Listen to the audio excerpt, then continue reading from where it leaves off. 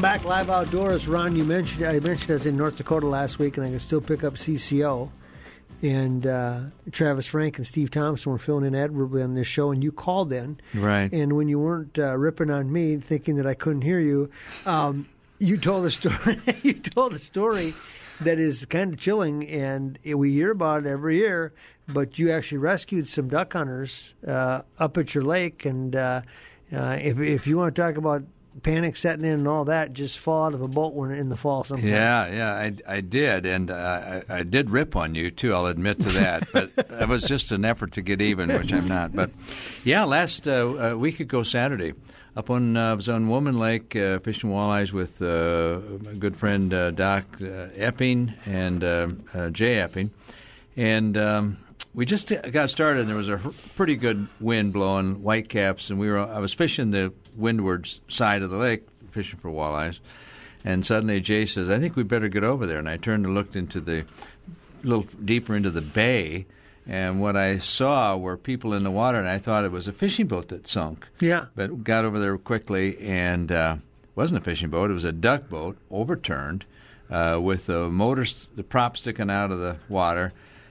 2 duck hunters sitting on the duck boat. One had a life jacket on, the other did not. And 3 dogs sitting on top of the duck boat as it floated, and another guy in the water hanging onto a decoy bag, and crap just floating everywhere, including gun cases with guns in them. But anyway, so of course our first response was to try to get the guy out of the water, the first guy. And it was, let me tell you what, it was a tough thing to do to get him out of the water. And he was a strong guy himself, probably 35, 45 years old.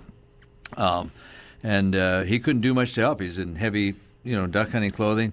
He didn't have hip boots on, but anyway, we finally got him into my boat, my fishing boat, and I have a 20-foot skeeter boat, and then we got the other guy in, and 3 of the dogs in, and a couple of the decoy bags. So You got that many in, huh? Yeah, I had 2 hunters, 3 dogs, a bunch of decoy bags, and we drove around and picked up. They had a life jacket floating out there nobody had on, and some other things.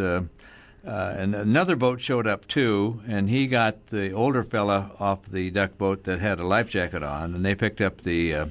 Interestingly, those shotgun cases, I don't know if they were designed that way, but they floated enough. They got all 3 shotguns. So they didn't even lose a gun? I don't think they did. Maybe lost some ammo, and that's about it? Yeah, I'm sure they lost some ammo. They lost some birds that they'd shot, too. So they had some luck? Anyway, they were all fine, and they weren't showing signs of hypothermia yet, but we took them to shore where their truck was, and I said, "You guys are going to be okay?" And they said, "Yeah, they're going to be all right." And we got them unloaded, and the one guy said, "Well, now I can tell all my friends I was saved by Ron Schara." So, oh boy! Yeah. Oh boy! So anyway, but yeah, it was a kind of an exciting moment there.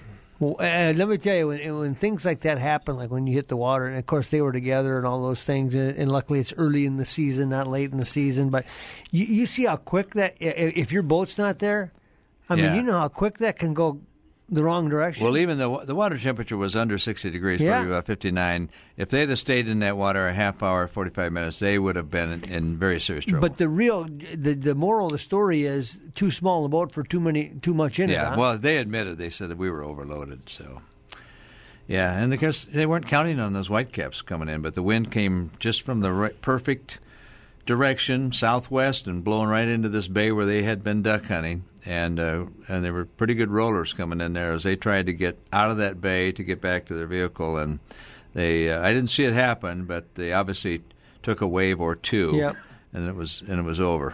Well, so they're if you hadn't been there, they would have just tried to basically float those waves back into the shore that they came from, and then it'd have been a long. But the other thing that you lose, people maybe think, well, what about a cell phone?